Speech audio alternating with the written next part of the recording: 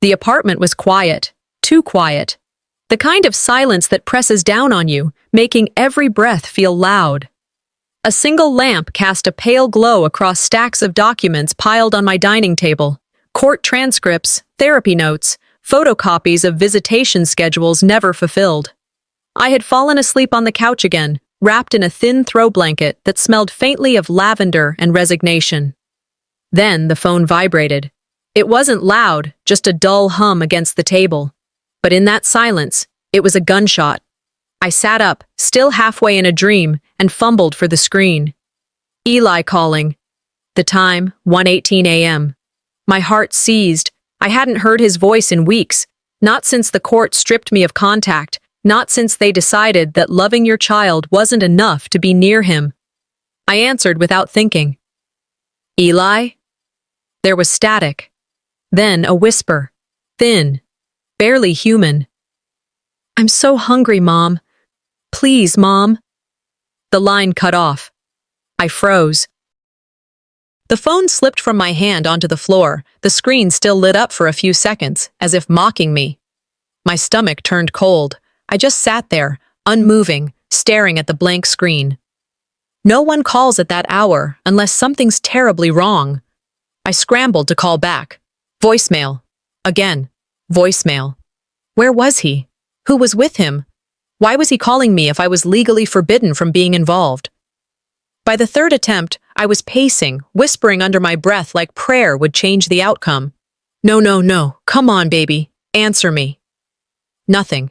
Not even a message. The silence was worse now. I stood in the kitchen, staring at the front door, like somehow he'd appear there. That if I willed it hard enough, the system would crack and let me hold him. Weeks ago, they'd called me unstable, said I lacked the emotional resilience to be his primary caregiver, that I wasn't mentally consistent.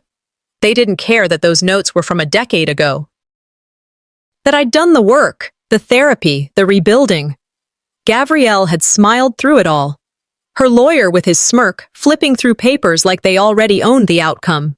I was just the tearful mother, too messy to win. I should have fought harder. I should have had better counsel. But all I had was me, and I'd been so tired. There is no greater agony than bearing an untold story inside you. Maya Angelou had said that. And she was right. I wasn't just grieving my son, I was choking on every word I hadn't been allowed to say in that courtroom. My knees gave out as I reached the wall, and I slid down, hands over my mouth, trying not to wake the neighbors with a sob that ripped through my chest like shrapnel. The sun hadn't even risen when I finally drifted into a light, haunted sleep. My body shut down, but my mind stayed in motion, grinding on fear, shame, and the echo of Eli's voice. I don't know how long I was out before the doorbell rang. It jolted me upright. My heart surged again, but this time not with hope, with a dull, worn-out dread. Still in my pajamas, I cracked open the door. A man stood there, charcoal suit, clipboard in hand. Are you Maris Holbrook? Yes, I croaked. You've been served. He handed me a thick envelope, sealed and sterile. I tore it open before he even left the porch. Violation of court order, unauthorized contact with minor child. Cease all communications immediately. Further attempts may be subject to criminal charges, including endangerment. My legs trembled. My eyes scanned every line again. They were accusing me. I whispered, "He called me." The man didn't care. "Ma'am, any questions can be directed to the family court clerk." Then he turned and walked away. I slammed the door shut and leaned against it, the envelope crumpling in my hands. It didn't matter that I hadn't initiated contact. It didn't matter that he'd called me in distress. The system had no room for nuance. Just power. Just rules. They didn't just take my son, they took my voice. Back in court, Gabrielle's attorney had said it plain. Custody battles aren't won on affection, they're won on control. That's what this was about. Not safety, not healing. Control. I stared at the envelope. The legalese blurred. And suddenly, I felt it. That burning. The same fire I had when I walked out of my first apartment at 23, broke and stubborn. The fire I thought I'd lost. I stood up. My eyes went to the wall across the room. There, still taped in the corner, was the collage of court documents I hadn't been able to throw away. I'd stopped reading them weeks ago, when the last ruling came in. But now? They think I'm done, I said out loud. I moved to the closet, reached for the old plastic bin on the top shelf. Dust danced in the beam of morning light. My fingers brushed across the faded label, Eli, legal. I hauled it out and set it on the table, heart steady now. They have no idea who I used to be. I didn't sleep much after digging through that storage box. Morning came with no mercy. I sat at my kitchen table, files open, coffee untouched. The silence was heavy, just like that courtroom 2 years ago.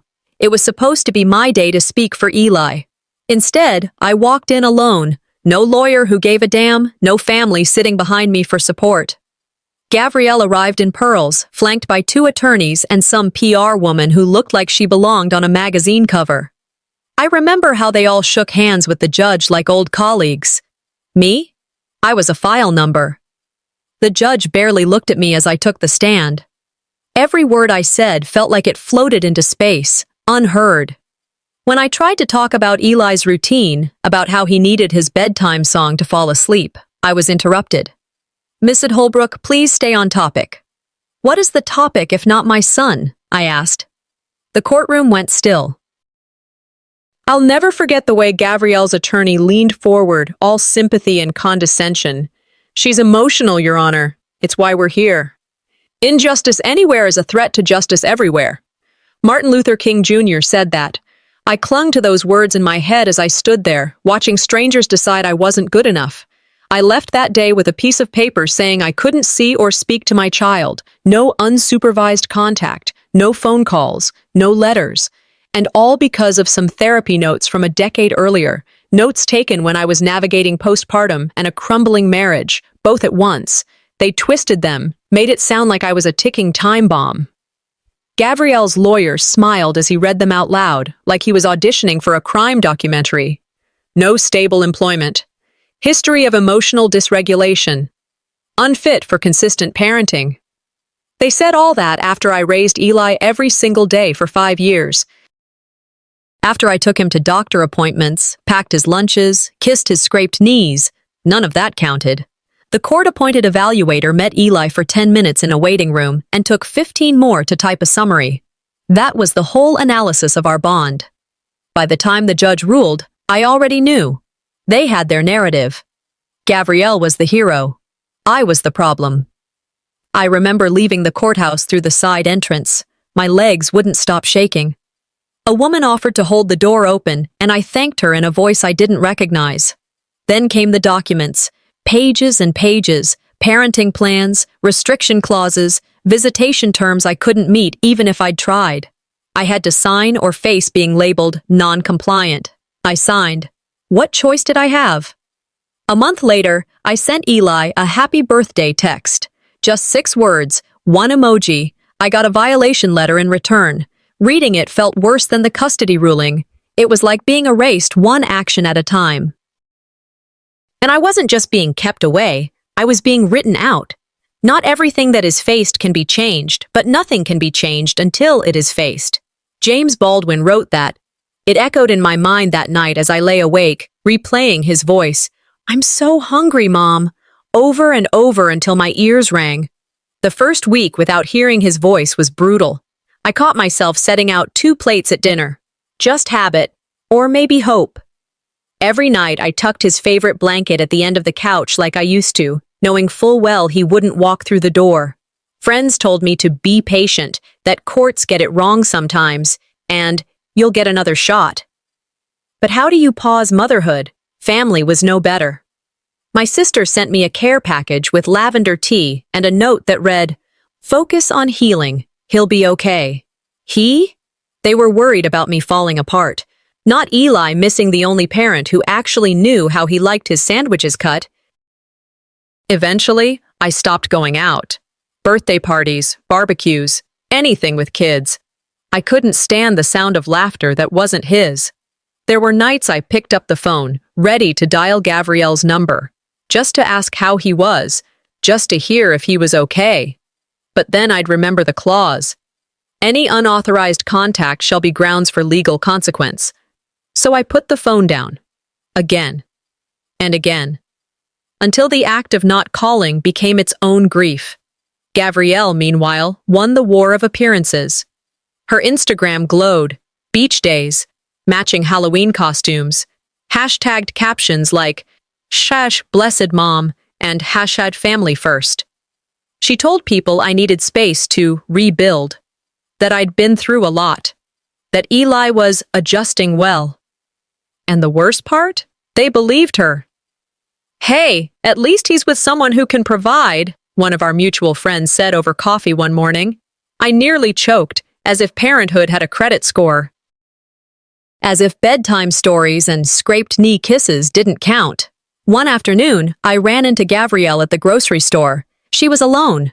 I looked around, hopeful, but Eli wasn't there. She smiled. "He's thriving without the drama." I opened my mouth. Nothing came out. That line haunted me, for months. Without the drama. Like I was a phase he needed to grow past. Like my love was a complication instead of a home. Gabrielle didn't just win custody. She rewrote the script. She crafted an image so spotless, even I started to question my own memory. But that night, after the lawyer dropped off the violation, after the documents were shoved into my chest like a restraining order on reality, something cracked. I walked back to the table where I'd left the storage bin, opened it. Slowly, I pulled out the custody report, the medical files, the parenting plan. My fingers shook, but my voice was clear. It's time they hear me again. I brewed a fresh pot of coffee that morning, but it sat untouched on the counter as I flipped through Eli's file, trying to find the court's original parenting plan. I was looking for something, anything I might have missed before. Instead, I found a folded envelope tucked between medical receipts and visitation notes. My chest tightened as I saw the handwriting. My sister's cursive was always neat, almost theatrical. I knew this envelope. I had buried it, physically and emotionally, because what it held had torn a hole in me I wasn't ready to confront. I opened it. "You know this is what's best for Eli." One line, one sentence meant to sound loving, but it carried the weight of betrayal. Sometimes the people you'd take a bullet for are the ones behind the trigger. The memory came back before I could stop it. The family meeting wasn't a meeting. It was an ambush disguised as concern. We were in Gabrielle's living room. She'd set it up like an intervention. Nora was there. My brother-in-law, even an old friend of the family I hadn't seen in years.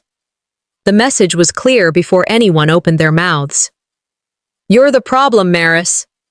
Gabrielle wore soft colors and a gentle tone. I was in an oversized hoodie and 2 days of tears. I looked exactly like they needed me to look. She pulled out a form, temporary guardianship, she called it. Said it was only until I got back on my feet. "Why temporary if you're all so sure this is what's best?" I asked. No one answered. Nora chimed in. "Just for now, dear. This gives you time to rest, to heal." But I wasn't broken. I was cornered. I signed the paper. Not because I believed in it, but because fighting them meant fighting my own family. And I didn't have the strength left to fight on 2 fronts. Gabrielle folded the document neatly, slipped it into her leather bag like it was a prize she'd earned. What I didn't know then was that piece of paper cost me everything. From that moment on, I couldn't access Eli's school records, couldn't approve his doctor's visits, couldn't even be listed as an emergency contact. They handed me silence and expected me to thank them for the break. She used the paper like armor. When people asked why I wasn't around, she had the document. When courts asked about my involvement, she had signatures. When Eli asked about me, God knows what she said. In families, betrayal is never clean. It's folded in silence, presented with a smile. 2 months after signing, I tried to revoke the guardianship. Hired a lawyer using the last of my savings. He read the paperwork, shrugged, and said, "You signed it, doesn't matter why." That signature had become my silence, legalized and laminated. And still, Nora stood behind it. She believed in the illusion Gabrielle built. Thought consistency mattered more than connection. Once, I overheard her at a church luncheon saying, "Maris means well, but she's fragile." Fragile. That word still makes my teeth clench. To them, fragile meant unreliable, emotional, unfit. To me, it meant erased. Gabrielle used that perception to her advantage. Framed me as someone who couldn't handle motherhood. "I'm doing what Maris can't," she once said to a mutual friend, loud enough for me to hear. That was when I stopped attending family gatherings. Thanksgiving came and went without an invitation. Christmas photos were mailed out without Eli's signature or mine. I became a shadow in my own bloodline's scrapbook. They didn't just exclude me, they rewrote the story to explain my absence in ways that kept their hands clean. That morning, holding my sister's letter again, I didn't cry. I scanned it, saved it. Then I opened a fresh document titled Family Coercion, Chronology. I wrote down everything I remembered from that meeting. Names, dates, phrases, looks exchanged. I wasn't going to rely on memory again. I was building a legal affidavit, one rooted in emotional truth, backed by every manipulation they thought I'd forgotten. Later that afternoon, I called Alicia, an old college friend who now worked at a mid-tier law firm. "Maris?" she answered, surprised. "It's been ages." "I need your help," I said. "I need to know what counts as emotional coercion in informal agreements." She was quiet for a moment, then, "You're not calling just to vent, are you?" "No, I'm calling to fight." "Good," she said. "Send me everything." I hung up, feeling something stir inside me I hadn't felt in years. Not anger, not sorrow. Focus. Never confuse a single defeat with a final defeat. F. Scott Fitzgerald wrote that. I read it again as I pasted it into the header of my notes. That signature from 2 years ago had silenced me. Now I was about to make theirs scream. I stared at the scanned letter on my laptop, enlarging the handwriting. This time, it wouldn't be folded and forgotten. "You took my signature to silence me. I'll use yours to make them hear me." I sat at the kitchen table in my usual corner, the one by the window that faced the narrow alley between buildings. It was quiet, the kind of silence that usually begged for music or distraction. But not today. I needed that silence. I needed the stillness to think, to dissect, to calculate. The folders in front of me weren't just pages, they were weapons. There was no room for grief anymore. That part of me had burned out. What remained was something sharper, focused. I reached for a yellow highlighter and began combing through the custody paperwork again, this time not as a mother begging for a second chance, but as a woman preparing for war. Each sentence reeked of vague language, emotional inconsistency, possible instability, concerning episodes, phrases that said everything and nothing at all. Half of it was speculation presented as truth. Every time Gabrielle's name appeared, it was followed by stable, reliable, supportive. The contrast was intentional, crafted. It hit me then. This entire case wasn't decided by evidence, it was built on narrative. She didn't beat me in court with facts, she beat me with perception. "Don't get mad, get everything," I murmured, thinking of that quote from Ariana Huffington. It stuck in my head like a match waiting for the right surface to strike. Hours passed without me noticing. The coffee had gone cold, the mug untouched.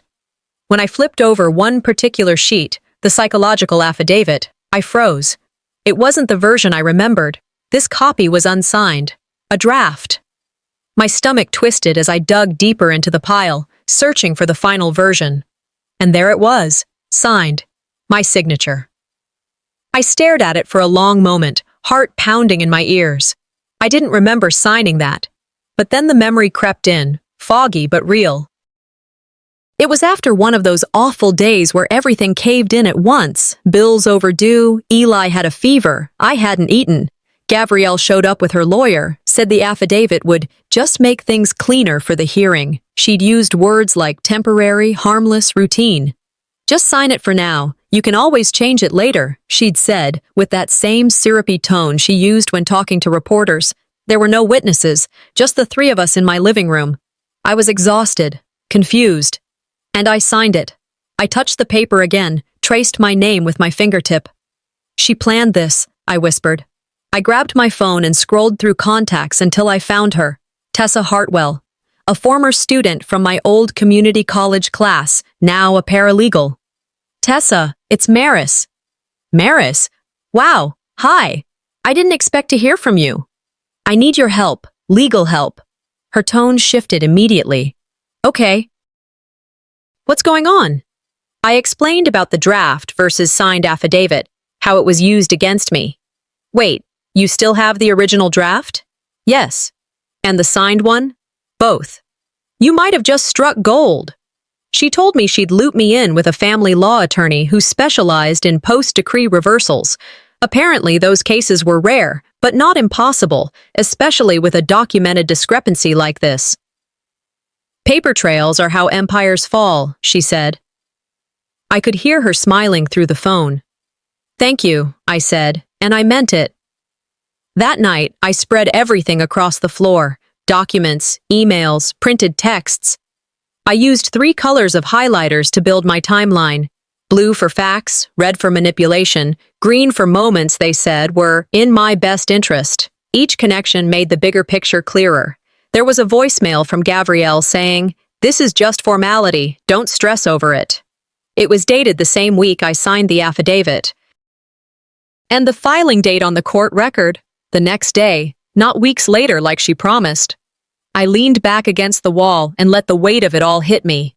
No wonder I felt broken for so long. I'd been gaslit by my own blood. But now I had something else, something they hadn't planned for. Documentation. Proof. This wasn't revenge. This was survival. I called Tessa back the next morning. "We're ready," I told her. "I've already emailed the attorney. She'll meet you Tuesday." That gave me 3 days. I printed out 3 folders, one labeled timeline, one evidence, one journal. The journal was personal, handwritten entries from the night I lost Eli up until now. I debated leaving it out, but Syndra's voice echoed in my head. Truth makes you bulletproof. I sat down and began drafting my affidavit, not with anger, not with desperation, with precision. I wrote about that meeting with Gabrielle, the moment I signed, the months that followed. I backed every paragraph with a document, a date, a name.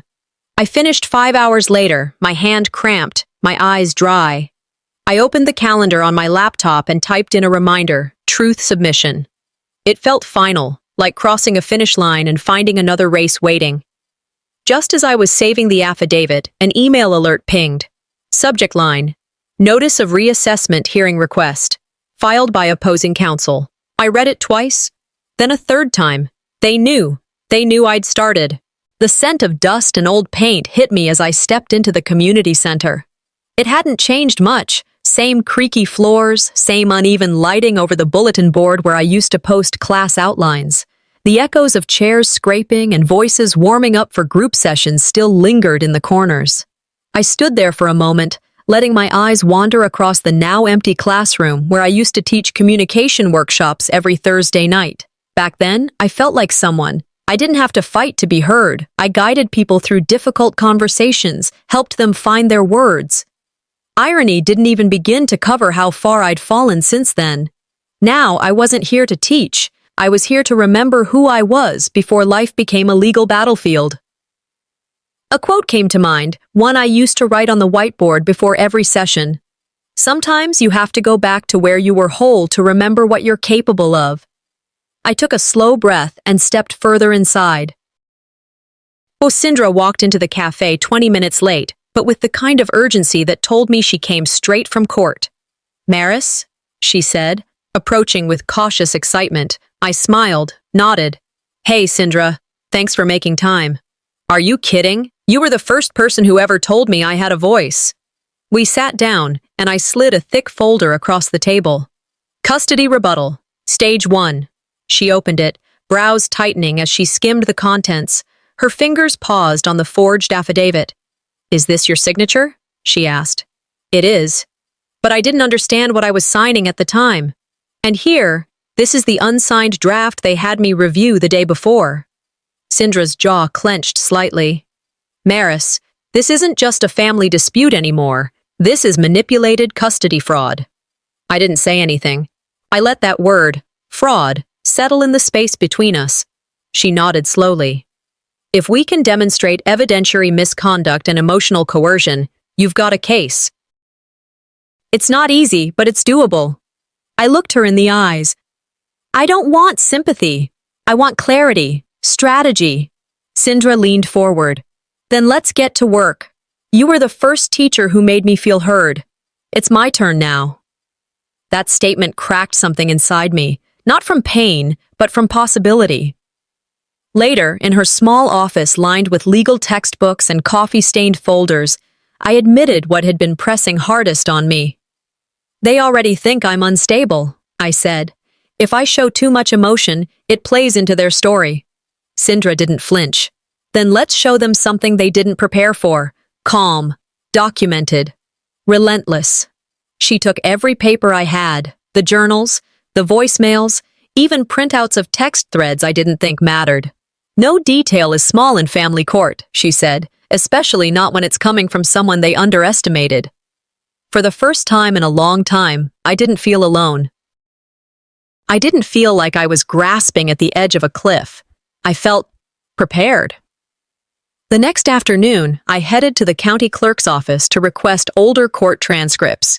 It was a mundane errand until I met Wendy. She was in her late 50s, waiting for her own files. We struck up conversation, small talk about the cold snap, the wait times, the smell of old paper.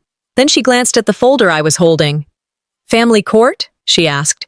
Yeah, she nodded slowly. I lost my son to the system for 2 years. He was 5. They said I was too erratic. Turns out, I was just too loud.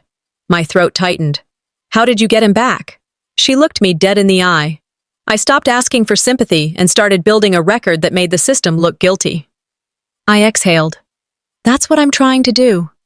She smiled, tired but kind. Then don't wait for the right moment. You make the right moment. Before we parted ways, she leaned in and said, You only lose when you stop being their mother in your mind. That night, I didn't sleep. I organized, called Lisa, an old friend from church who used to babysit Eli when I had night classes. She agreed to write a statement, messaged 3 parents from Eli's preschool. 2 replied. 1 offered to sign a letter about how involved I was in classroom events. Another sent a photo of Eli and me at a spring picnic, him on my shoulders, laughing. I printed it, taped it next to my laptop. That photo wasn't for court, it was for me. Sindra called around 9:00 p.m. We're submitting initial notice tomorrow, she said. We're going to shake the ground under her narrative. Let's do it, I told her. She paused. Maris, you're doing this. I know. We ended the call, and I sat in the quiet for a while, staring at the stack of papers that no longer felt like a burden. Justice, I whispered, is what love looks like in public. I wasn't asking to win anymore. I was preparing to reclaim. The phone rang again. It was Sindra. We've got our first hearing date, she said, barely containing the adrenaline in her voice. How long do I have? 3 weeks, she replied. Just enough time to change everything. I parked 2 houses down from Gabrielle's. From that distance, everything looked pristine. The lawn edged neatly, curtains ironed into perfect pleats. A bicycle leaned carefully against the porch rail like it had been placed for a magazine cover, not by a child. She always curated her life like it was an exhibit, but I wasn't fooled by order anymore. I didn't come to confront her. I came to observe, quietly, deliberately, to remind myself what a lie looked like when it dressed up as truth. It was mid-afternoon. The sun cast long shadows across the street, and for a second, I wondered if Eli was inside, watching cartoons, coloring, wondering where I went. Then I saw her. Lorena stepped out the side gate, clutching a black trash bag, her hair tied back, eyes scanning the street like she didn't want to be seen. When her gaze locked with mine, she froze. I didn't wave. I just nodded once. She paused, then nodded back. The next day, we met at a quiet cafe just outside Charleston, the kind of place where regulars ordered without speaking and no one looked too long at anyone else. Lorena arrived 10 minutes early. She wore a beige coat, sat with her hands folded tightly, like she was bracing for impact. I didn't know if I should come, she said before I even sat down. I appreciate that you did, I replied, keeping my voice even. I'm not asking for drama, just honesty. She glanced around, lowered her voice. I signed a confidentiality agreement. I leaned forward. You've seen my son more than I have. You know what's been happening in that house? I need the truth. Not for court, not yet, but because I'm his mother. Her eyes welled. He eats alone. Every meal, sometimes just cereal or a microwaved dinner. If he complains, she tells him he's being dramatic. I clenched my jaw. He cries a lot. She hates it, says she can't stand the noise. Sometimes she just leaves him in the playroom for hours. No TV, just his toys. I didn't speak, letting silence make room for her words to settle. There was a drawing once, she added. He wanted to send it to you, said he missed you. What happened to it? She tore it up, said you needed to stop being an idea in his head. My chest burned. Lorena, why are you telling me this now? She stared at her coffee. Because I should have done it sooner. Justice begins when silence ends, I said quietly. She reached into her purse and unfolded something worn and delicate. A child's crayon drawing, 2 stick figures holding hands under a yellow sun. The handwriting on the back made my breath catch. I miss you, Mom. I'm good, I promise. My throat closed. He gave it to me before she saw it. I couldn't throw it away. I nodded, swallowing hard. You did the right thing now. Lorena agreed to give a statement. We met again the next morning at Cindra's office. She came with notes, dates, patterns, details of what Eli ate, when he was alone, even a few photos she'd discreetly snapped of untouched meals left on the counter. She told me not to talk about him, said it was none of my business, but I knew it wasn't right. Cindra, always the professional, walked her through the sworn statement. Lorena's voice shook, but her pen didn't. When we left the notary's office, I stopped her at the door. You're not weak for staying quiet, I said. You were cornered, just like I was. She smiled, eyes glassy. Thank you for not hating me. I didn't. I couldn't. We were both just women who had survived someone like Gabrielle. I took the drawing home and scanned it, saved it as a PDF, then printed 3 copies, one for my affidavit, one for the case file, and one I taped above my desk. Every time I looked at it, I remembered what I was fighting for. I researched admissible evidence in family court. Learned that the drawing, dated, retained, and supported by a witness, counted as proof of emotional interference. This isn't just about who has custody, I told Cindra later that week. It's about who makes him feel safe. You're the first person to use the word safe, she said. That matters. That night, I opened Eli's old journal and slipped the original drawing between the pages. The next morning, a certified letter arrived. Notice of Statement Challenge, Respondent Disputes Testimony. I read it, reread it. Then I whispered to myself, let them. The truth is no longer scared of courtrooms. It started with a ping. A message from an old coworker I hadn't spoken to in nearly a year. Thought you should see this, the text read, followed by a link. I clicked. There it was, an article on a popular parenting blog, Raising Resilient Children, How I Stepped Up When My Family Stepped Back. The feature photo was a perfectly lit shot of Gabrielle and Eli, sitting on a park bench, matching scarves around their necks, grinning like a Norman Rockwell painting. The title alone was enough to make my stomach twist. I scrolled, barely breathing, as more photos filled the screen. A picnic, a reading session, baking cookies, all meticulously staged. I recognized the timeline. Those were the weeks I had been under court order, barred from contact, re-education mandated, they'd called it. While I was being penalized for a 6-word text message, she was marketing my child as proof of her sainthood. You can stage a photo, I muttered, but you can't stage the truth. She's not raising him, I added, my voice low. She's marketing him. I forwarded the article to Cindra. She responded within 5 minutes. This was planned, she wrote. PR campaign, meant to reframe her entirely. She's building a case outside the courtroom. She's implying I abandoned him, I replied. She's implying she saved him. We spoke on the phone that night. We can't fight spin with spin, Sindra said, but we can fight it with facts. She began drafting a timeline to contrast the article's visual narrative with the documented dates of Lorena's sworn statement. Photos of Eli smiling on the same days he reportedly ate nothing but cereal or was locked in the playroom. It was the kind of contradiction that didn't need dramatizing, just displaying. Meanwhile, I wrote a formal complaint to CPS. I cited the article, the misuse of Eli's image, and the ongoing discrepancy between Gavriel's public portrayal and her actual caregiving. They may own the spotlight, I wrote in closing, but I own the facts. 3 days later, my phone rang again. It was Nora. I saw the article, she said after a long pause. It's good to see him smiling. I stayed silent. You know, she continued, maybe it's for the best, that he's with her. For who? I asked. For him? Or for the image? There was a longer pause. She asked me if they could use photos, Nora finally admitted. I blinked. You gave them permission? She asked nicely. I didn't think it would hurt anything. You thought helping her erase me was harmless? I just thought it would be better than you showing up again and making a scene. My mouth went dry. Wow. Maris, you stood in front of a camera, Nora, not behind me. I hung up. That call felt worse than the custody ruling. Gavriel had stolen Eli.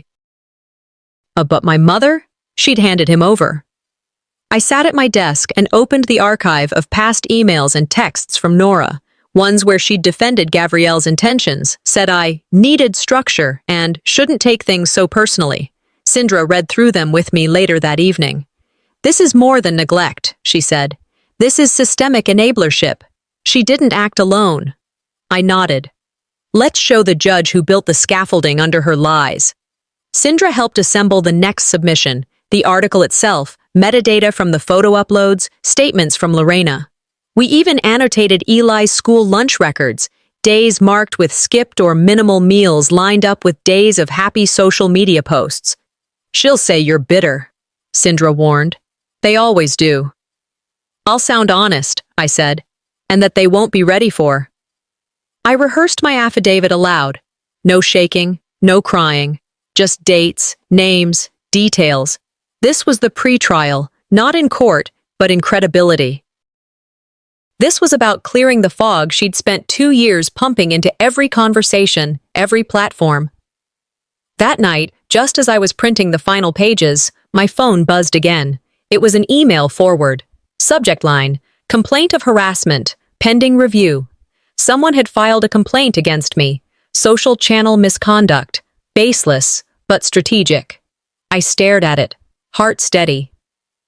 They've started their counterstrike, I said aloud. Then I sat down, opened a fresh document, and whispered, let them come. This time, I'm not hiding. Sindra stood in my doorway holding a small USB drive between her fingers like it weighed more than it looked. You're going to want to see this, she said. She didn't sit down. She just moved straight to my laptop, inserted the drive, and clicked open the only file inside. I followed her, my breath already shallow. Lorena found this, she said, tucked inside one of Eli's old toys. That red truck with the loose wheel, remember it? My eyes locked on the screen. A toy camera, cheap, gifted during last year's Christmas, had somehow become the quiet witness we needed. The footage began. It was grainy, the kind of low-light blur you get in a room lit only by hallway spill. But the audio was clear, painfully clear. A door slammed. Then came the sound of shuffling, followed by a choked whisper. I'm sorry I talked too loud. I'll be quiet now. Eli's voice. My fist clenched without me realizing. Not out of fear, but out of clarity. Out of 1,000 nights of wondering and finally hearing what no one wanted to admit. Sindra didn't speak. She didn't need to. I sat back, took a breath. Evidence speaks when hearts can't, I said. We replayed the clip, and this time I caught more. The ragged breathing, the shuffle of bare feet, a soft thud like he'd sat down on the floor. That night matches one of Lorena's logs, Sindra said, clicking through a file. Same date he skipped dinner, same night he was found crying in the laundry room. And this? I asked, pointing to the drive. Lorena never touched it after she found it. Chain of custody's clean. I nodded. Then it's going in. We agreed to file it as a sealed exhibit with CPS and the court. But I wasn't done there. That night, I began writing a victim impact letter, not for the judge, not for show, but for myself. For Eli. There are cries a mother never forgets, I wrote, even when the system tries to silence them. That clip wasn't just evidence. It was his voice, trapped inside a box, waiting to be heard. 3 days later, my phone buzzed again. A cousin, distant, more loyal to gossip than to blood, texted me. Hey, Gavriel's giving a speech at that fundraiser tonight. Cultural center. Whole town's there. I didn't respond. I didn't plan to watch. But the audio came anyway. Another cousin forwarded it. Someone in the crowd had recorded the whole thing. Gavriel's voice filled my living room, smooth and polished. Some women aren't meant to be mothers, she said from the stage. They fall apart. I had to save Eli from that. I didn't scream. I didn't throw anything. I just let the words wash over me, then settle, heavy. She didn't know someone was recording. But now we did. Sindra was at my door within an hour, laptop open, fingers flying over the keyboard. She pulled the clip, cleaned the audio, created a full transcript.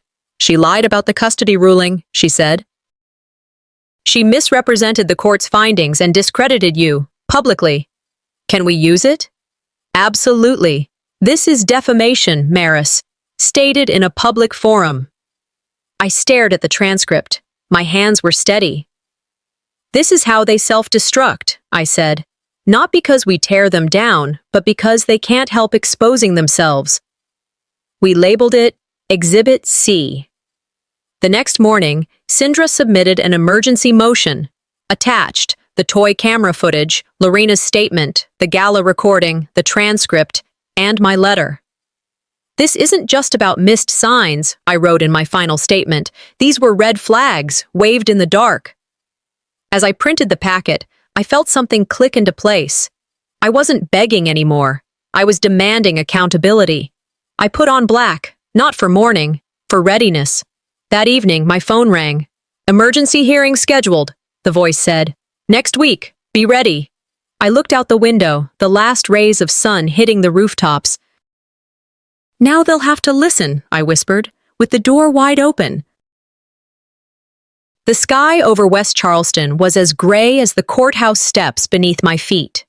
Clouds hung low, pressing down on the street like the weight of what I carried in my arms, 3 thick folders labeled with precision. Timeline, evidence, affidavits. I wore the same black blazer from my first custody hearing, but my shoulders sat differently now. I wasn't here to beg, I was here to show. Sindra walked beside me, calm and alert, her tablet case swinging from one hand. When we entered the courtroom, the buzz of whispered speculation hit us like static. All eyes subtly turned toward the woman who wasn't supposed to return.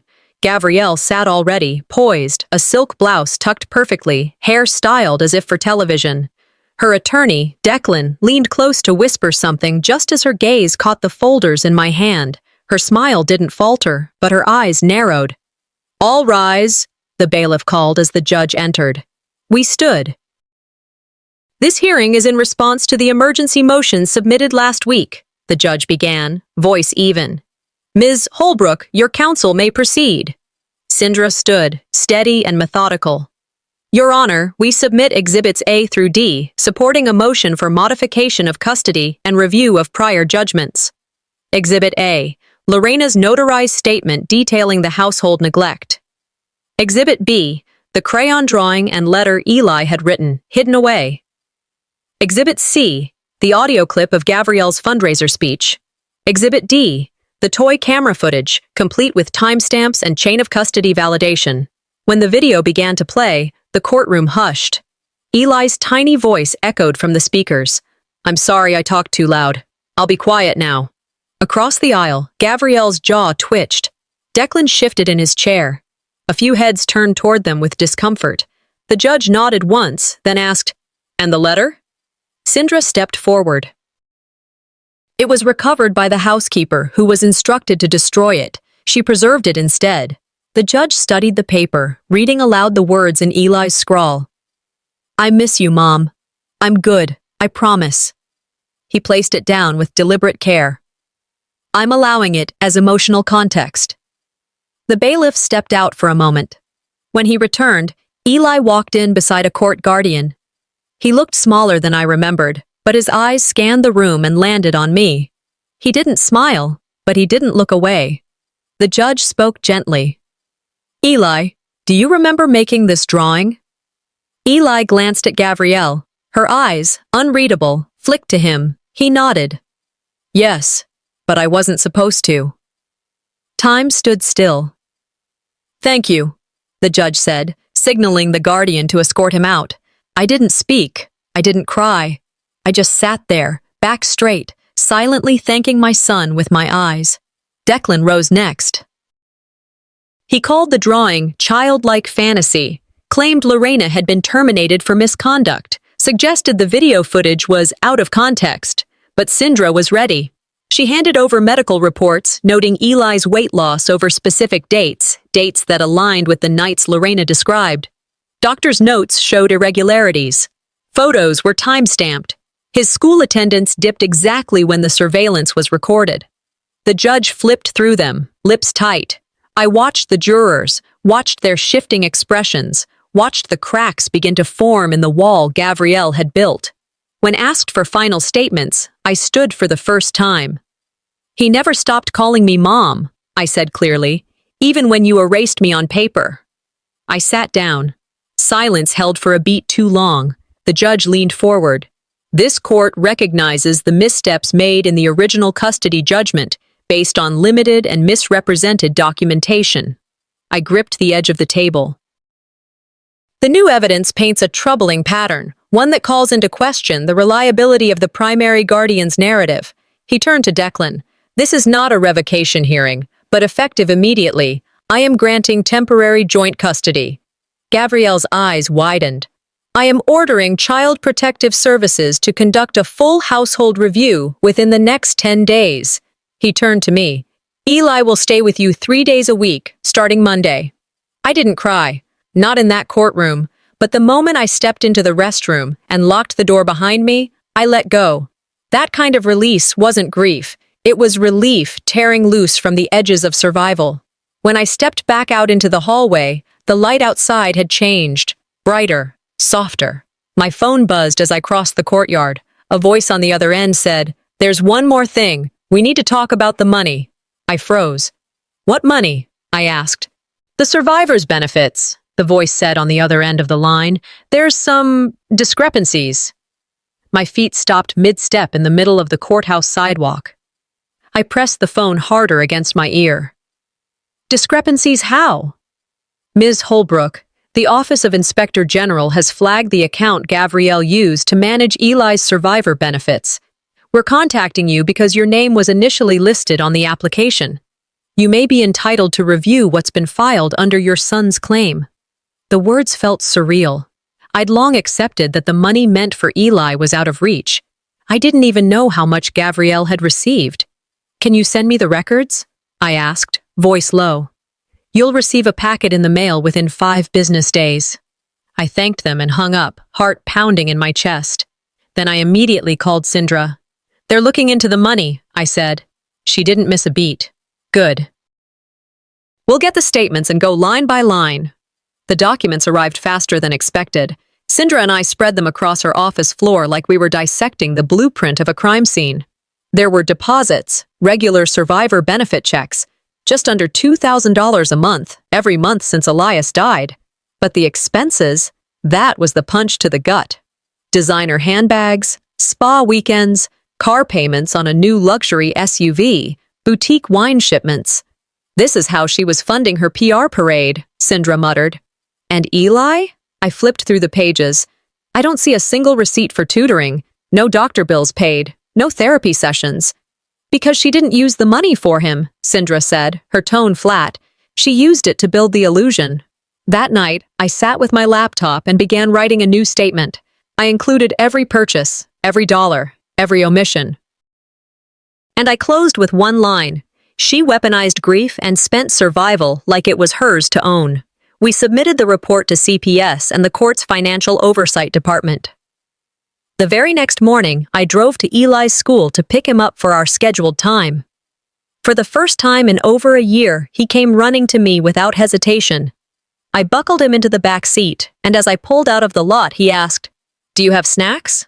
"In the glove box," I said, smiling. He pulled out a granola bar and grinned. "Mom, this is my favorite." "I know." At home, I laid his things out in the hallway, the ones I'd kept packed for too long. Clothes still in their storage bin. Toothbrush never opened. A backpack that hadn't seen a playground since before the hearings. We unpacked them together.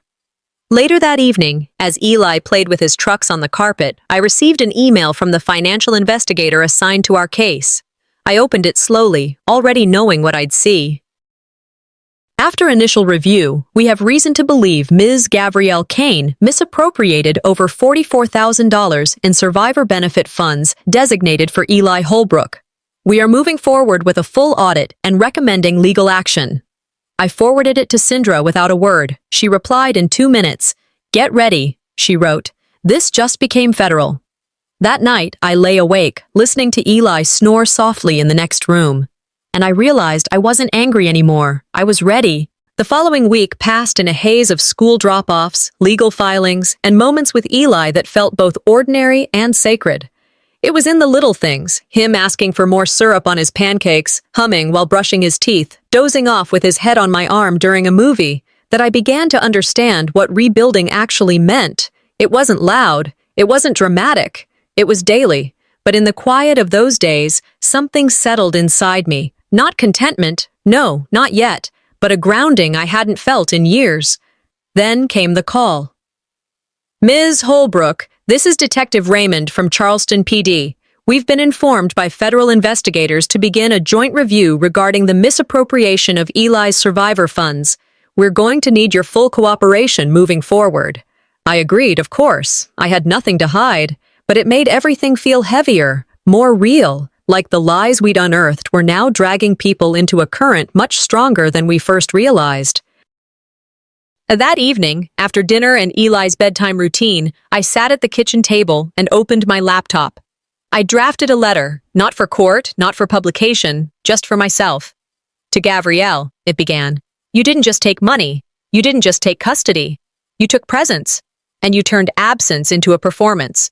I won't pretend forgiveness comes easy, but I am no longer interested in being the version of myself you wanted me to be."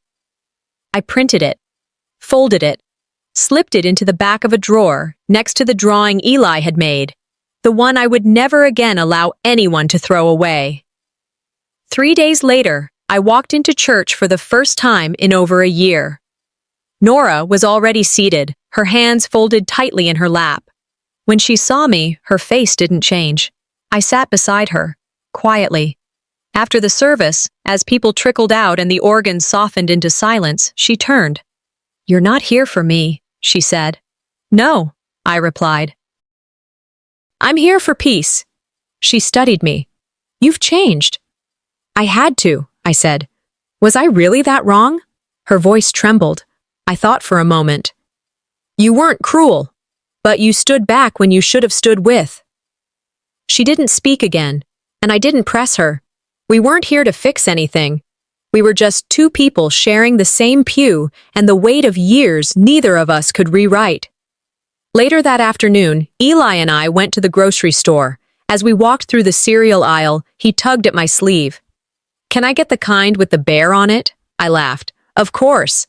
And there it was again. Presence. Back home, as he napped on the couch, I answered a call from Sindra. "The feds just froze Gabrielle's accounts," she said.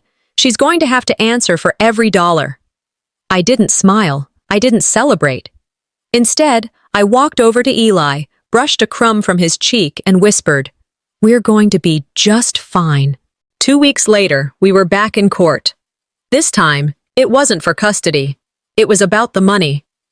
Gabrielle sat across from me, Not in polished silk or pearl earrings, but in muted tones, her jaw set hard. Her attorney was new. Declan had withdrawn from her case just days prior. The courtroom didn't buzz like before. No whispers, no turned heads, just the quiet hum of consequences catching up. Sindra stood, files in hand, voice steady. Your Honor, the Office of Inspector General has concluded its audit. The report details over $44,000 in survivor benefit funds misused by Mrs. Kane, funds designated solely for the care of Eli Holbrook. She placed the packet on the bench. The findings include luxury purchases, travel, personal services, and non-child-related expenses over a 2-year span. The judge turned to Gabrielle. Do you contest these findings? Gabrielle said nothing. The silence stretched until the judge nodded. Given the evidence, the court hereby orders full custody to be awarded to Ms. Holbrook. Mrs. Kane will be subject to restitution requirements and barred from managing any funds related to the child moving forward. My breath caught, not because I was surprised, but because the weight finally shifted. After all this time, the system was no longer protecting the performance. Outside the courthouse, the wind cut sharp, but it felt clean. Reporters had gathered. A few questions were tossed, but I kept my eyes on the horizon and my pace even. Eli was waiting. At home, he sat at the kitchen table, drawing in a fresh notebook. When he saw me, he grinned wide. Did we win? He asked. I sat beside him. Yes, baby, we did. He turned the page and began sketching 2 figures, a taller one with wild hair and a shorter one in a hoodie, holding hands. That's us, he said. I smiled. It always was. Later that evening, I opened the back drawer of my desk and pulled out the letter I'd written to Gabrielle weeks before. I read it once more, slowly. Then I tore it in half, then into quarters. Then again. Forgiveness didn't need to be mailed. It just needed to be chosen. The next morning, Eli and I packed up the old apartment. We were moving into a place with a backyard, one where I could plant a garden and he could build pillow forts in a real bedroom. I paused at the fridge, where his old drawing still hung. I added something to it, a key above the stick figure house. He looked up and laughed. What's that? That, I said, means the door is always open.